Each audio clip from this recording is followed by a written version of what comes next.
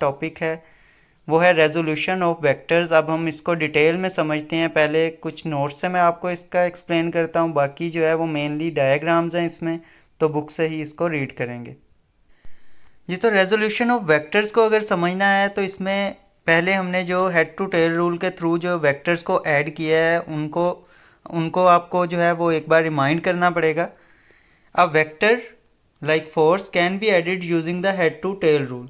Chapter 2 के अंदर भी हमने इसको डिस्कस किया था और इस चैप्टर में भी अभी हमने स्टार्ट में डिस्कस किया था। लेट्स से हमने यहाँ पे दो फोर्सेस, एक इस तरह है और एक इस तरह, इन दोनों को ऐड कर लिया है और ये हमारे पास रिजल्टेंट वेक्टर आ गया। ठीक है, तो ये जो रिजल्टेंट वेक्टर है, लेट्स से मैं इसको साइड पे करके डिस्प्ले करवाता हूँ, ये हमारे पास रिजल्टेंट वेक्टर है।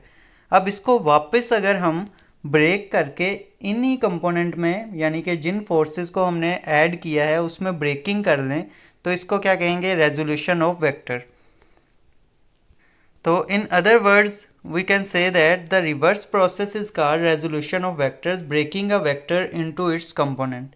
तो by definition resolution of vector क्या है, the process of splitting a force into two or more parts is called the resolution of a force. अब ये जो पार्ट्स होते हैं ये मोस्टली x कंपोनेंट और y कंपोनेंट में हम इसको ब्रेक करते हैं।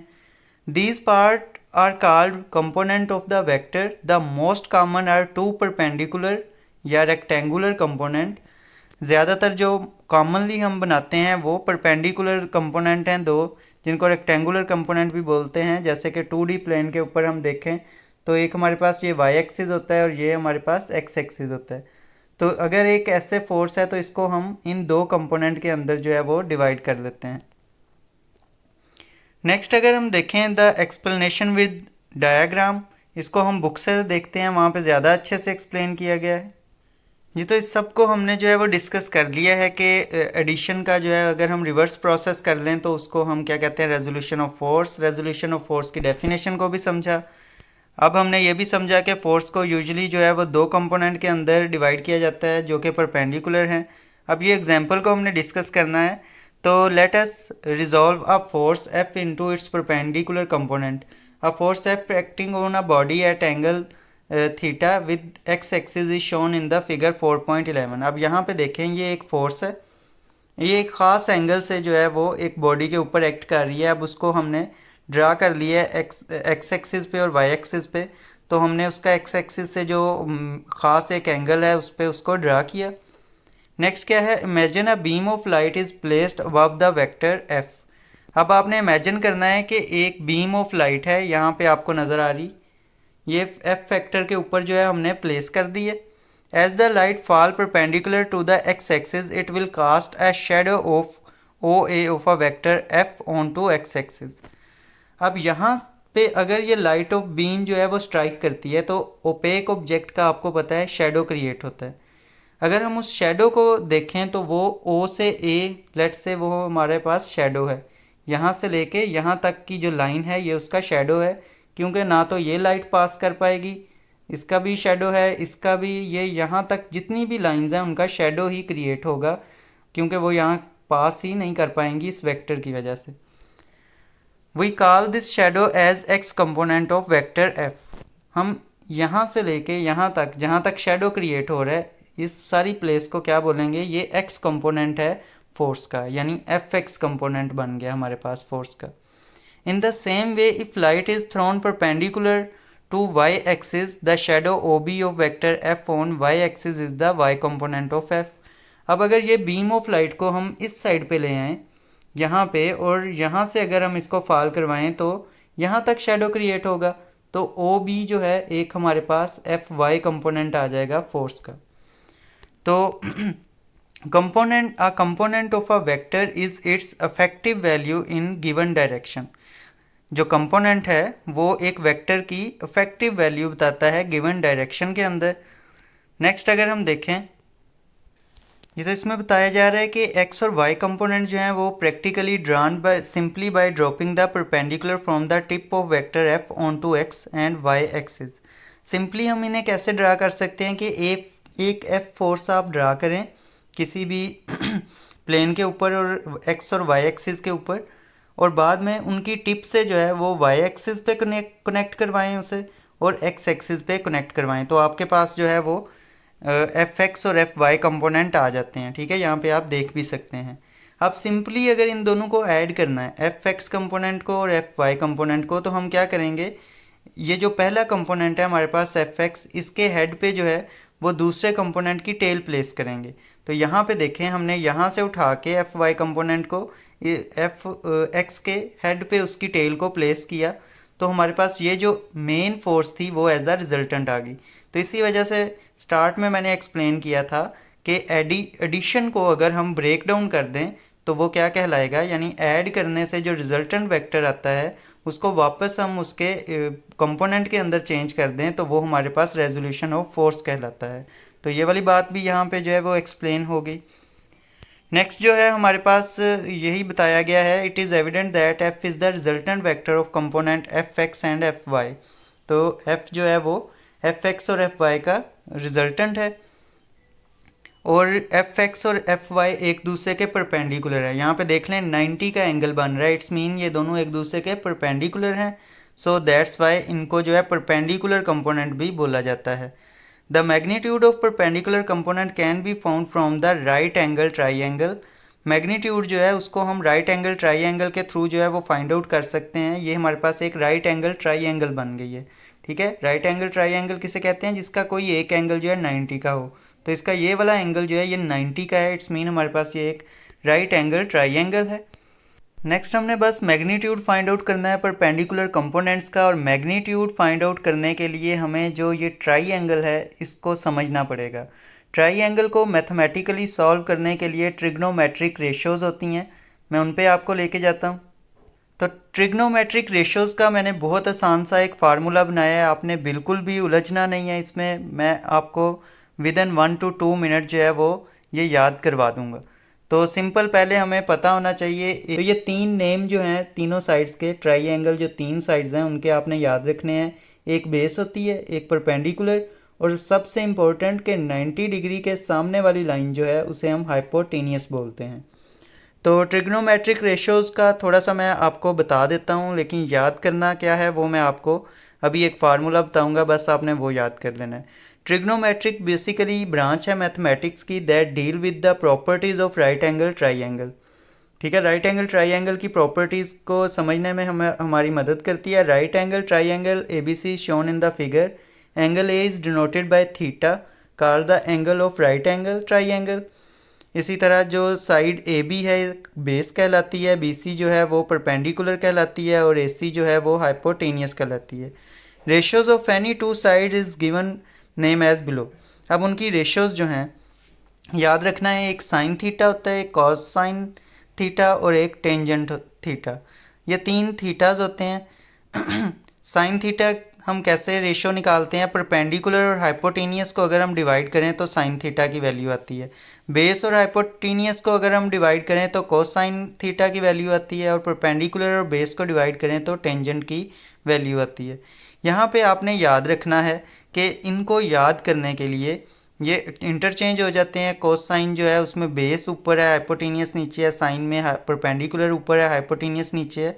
तो इनको समझने का बड़ा आसान सा एक तरीका है, वो ये है कि आपने याद रखना है सम पीपल हैव।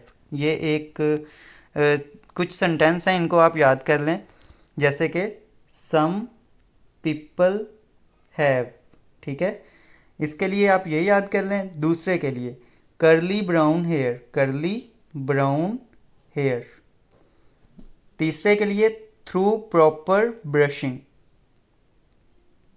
सिंपल है जी, some people have curly brown hair through proper brushing. अब आपको ये वैल्यूज़ याद करने की ज़रूरत ही नहीं पड़ेगी, सिंपल है। S for sine, P for perpendicular, H for hypotenuse, C for cosine, B for base over H for hypotenuse, T for tangent, P for perpendicular, B for base. यानी पी हमेशा perpendicular के लिए है, B हमेशा जो है base के लिए है, H for hypotenuse, S for sine, C for cosine and T for tangent. तो इनको आप याद कर लें। बहुत मज़े की ये फ्रेज़ है कि some people have curly brown hair through proper brushing. तो अब आपको पता चल गया कि साइन में जो परपेंडिकुलर है वो ऊपर है, हाइपोटेनियस नीचे है। सम पीपल हैव, और कोसाइन में बेस ऊपर है, हाइपोटेनियस नीचे है। तो ये आपको वैल्यूज़ इस तरह से याद हो जाएंगी। Some people have curly brown hair through proper brushing. इसका अब हमने यूज़ कहाँ पे करना है? बेसिकली दो फार्मूलाज हैं। एक फार्मूला आपको ये याद करना पड़ेगा, F X is equal to F cos theta. ठीक है, एफ एक्स कंपोनेंट, फोर्स का एक्स कंपोनेंट फाइंड आउट करने के लिए आपको क्या फार्मूला याद करना पड़ेगा? F X is equal to F cos theta. और इसी तरह वाई कंपोनेंट फाइंड आउट करने के लिए आपको फार्मूला याद करना पड़ेगा, F Y is equal to F sine theta. और ये वाले जो फार्मूलाज हैं ये किस तरह से बनाए जाते हैं? बेसिक इसमें क्या थ्योरी होती है कि जैसे मैंने आपको याद करवाया था साइन थीटा, साइन थीटा को हम पहले कर लेते हैं सम पीपल हैव, यानी some P for perpendicular, H for hypotenuse. तो परपेंडिकुलर हम देख लेते हैं हमारे पास क्या है। यहाँ पे देखें जी, परपेंडिकुलर आपके पास क्या है? F Y. परपेंडिकुलर इसे ही बोलते हैं ना, तो एफ वाई आपके पास परपेंडिकुलर है। इसको अगर आपने साइन की वैल्यू निकालनी है तो एफ वाई को डिवाइड करवाएंगे आप किससे? एफ से। तो आपके पास साइन थीटा की वैल्यू आ जाएगी। यहाँ पे भी आप देख सकते हैं कि इन्होंने एफ वाई को एफ से डिवाइड करवाया तो साइन थीटा की वैल्यू आ गई। अब इसको रीअरेंज कर लें। अगर हमने वाई कंपोनेंट निकालना है तो एफ जो है इधर डिवाइड हो रहा है, इधर जाके मल्टीप्लाई हो जाएगा, तो F Y is equal to F sine theta आपके पास फार्मूला आ गया। इसी तरह अब हम कॉस को देखते हैं। कॉस के लिए हम यूज़ करते हैं curly brown hair, mean C is equal to curly brown base, यानी F X hair H, F X divided by F is equal to, यहाँ से हमने ये सीखा कि कॉस थीटा किसके इक्वल आएगा? F X divided by F is equal to cos theta. अब इसको भी रीअरेंज करते हैं। सिर्फ एक्स कंपोनेंट अगर हमने फाइंड करना हो फोर्स का तो ये एफ इधर डिवाइड हो रहा है, इधर जाके मल्टीप्लाई हो जाएगा। तो F X is equal to F cos theta. अब ये जो सारी मैंने पहले आपको समझाई हैं, कर्ली ब्राउन हेयर और ट्रिग्नोमेट्रिक रेशोज़, इन सब में उलझने से ज़्यादा बेहतर है कि आप लोग यहाँ से ये याद कर लें, ये दो फार्मूलाज, एक F X is equal to F cos theta और दूसरे नंबर पे F Y is equal to F sine theta. अगर ये दो फार्मूलाज आप याद कर लेते हैं तो ये जो वैल्यूज़ हैं राइट एंगल ट्राइंगल के जो परपेंडिकुलर कंपोनेंट्स की, वो फाइंड आउट करना बहुत इजी हो जाएगा। इसको अब हम अप्लाई करते हैं कि किस तरह से आपने इनको अप्लाई करना होता है न्यूमेरिकल्स के अंदर। जी, तो एग्जांपल है हमारे पास 4.3, a force of 160 newton acting on a wooden box at the angle of 60 degree with the horizontal direction, determine the value of X and Y component. अब वो कह रहे हैं कि एक फोर्स है हमारे पास, वो एक्ट कर रही है एक वुडन बॉक्स पे। ये एक वुडन बॉक्स है, उस पर हॉरिजॉन्टली जो है वो एक्ट कर रही है और 60 डिग्री का एंगल बन रहा है उसका, और 160 न्यूटन वो फोर्स है। ठीक है, तो उसके जो है एक्स कंपोनेंट और वाई कंपोनेंट फाइंड आउट करें। तो मतलब ये हमारे पास जो है वो मेन फोर्स एक्ट कर रही है 60 डिग्री के एंगल पे। इसका हमने एक ये एक्स कंपोनेंट फाइंड करना है और एक वाई कंपोनेंट हमने फाइंड आउट करना है। तो जो दो फार्मूला मैंने आपको याद करने के लिए कहा था वो यहाँ पे मैंने यहाँ पे सॉरी बुक में मेंशन किए गए हैं। एक है F cos theta, F X mean F X is equal to, यानी एक्स कंपोनेंट फाइंड करने के लिए हमें एफ कॉस थीटा पता होना चाहिए, और एफ वाई कंपोनेंट के लिए हमें एफ साइन थीटा पता होना चाहिए। तो अब हमें पता है कि एफ जो है वो तो हमें बताई गई है, मेन फोर्स जो है वो 160 की है, तो इस फार्मूले में हमने एफ की जगह 160 पुट किया। कॉस थीटा जो है इट्स मीन थीटा हमें उन्होंने दे दिया है 60, तो एक्स को फाइंड आउट करने के लिए कॉस थीटा हमने देखना होता है। कॉस थीटा अब आप एक तो कैलकुलेटर से देख सकते हैं 60 कॉस 60 की क्या वैल्यू आती है। दूसरे नंबर पे आपकी बुक पे जो टेबल बना है वो आपको याद करना पड़ेगा। ये आपको टेबल दिया गया है, इसमें मेन वैल्यूज़ जो हैं वो साइन थीटा और कॉस थीटा की बताई गई हैं। तो यहाँ से देख लेते हैं, थीटा जो है हमारा 60 है, साइन में इसकी क्या वैल्यू है? यहाँ पे आप देखें साइन में 60 की वैल्यू जो है वो 0.866 होती है, और कॉस में इसकी वैल्यू 0.5 यानी 1/2 होती है। इस तरह से हम डिफरेंट एंगल्स थीटा के लिए साइन और कॉस की वैल्यू और टेन की वैल्यू जो है इस टेबल के अंदर से पता कर सकते हैं। और इनके लिए अभी मैंने कोई फार्मूला नहीं बनाया, ये आप याद ही आपको करनी पड़ेंगी, ये याद करना लाजमी है।